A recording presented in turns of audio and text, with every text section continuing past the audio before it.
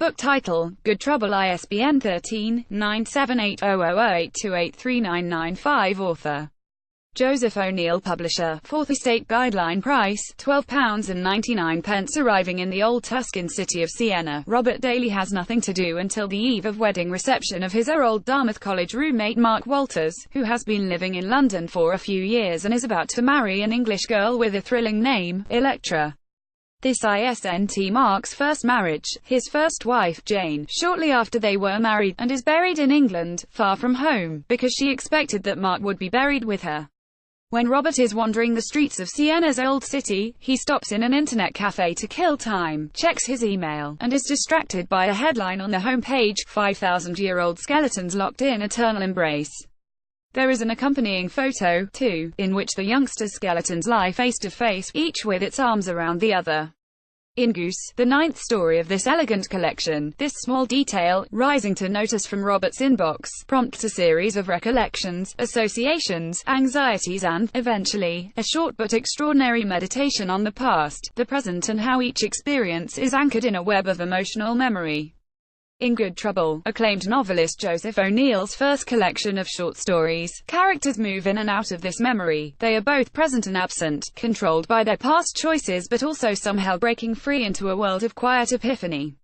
Across the 11 stories collected here, the author of Netherland continues with his New York setting, though his characters travel, both geographically and temporally, and writes with characteristic comedic poise and slow-building revelation.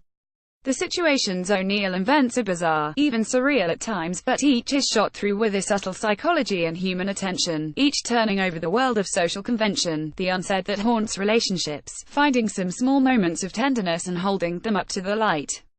There are a few stories here where the conceit goes too far, where the absurdity of the situation, which is often the strength of the story, can seem plodding, or can tip over into something more unconvincing. In The Referees, for example, the protagonist is trying to find two character references so that he can join an apartment cooperative in New York. It is clear from his experience of seeking out letters of reference that he is running from the breakdown of a relationship. His ex-partner Samantha has asked him not to contact her, and her friend Courtney likewise refuses to be his referee, but the piety and formality with which his other acquaintances and friends refuse to help him seems forced and gets to be slightly grating even over the course of a story of just longer than 10 pages. A short vignette, Promises, in memory of David Foster Wallace, also appears out of place in the collection. But the variety on offer here more than makes up for those blips. Good Trouble begins with a poet who has been asked to sign a petition for the pardon of Edward Snowden. It recounts the tale of two retired teachers who host their yearly dinner for a former student, who regales and shocks them and their other guests by telling the story of his recent troubles with a sperm bank. Later in the collection, in The Moustache in 2010, the narrator muses on hipster facial hair but finds herself brought to tears. One of the most affecting and accomplished stories, The World of Cheese, follows Breda Morrissey, whose memory we flipped in and out of, recalling a heartbreaking misconnection between mother and family, where an argument over the circumcision of her nephew opens up a complex mesh of personal insecurity and familiar tension.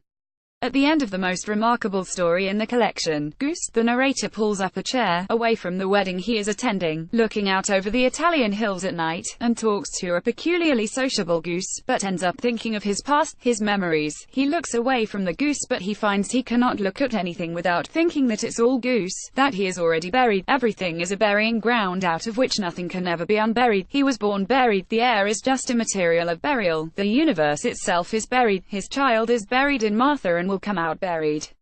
In Good Trouble, what is left unsaid and unanalyzed returns, is unburied, and both its comic and quietly tragic potential is set loose.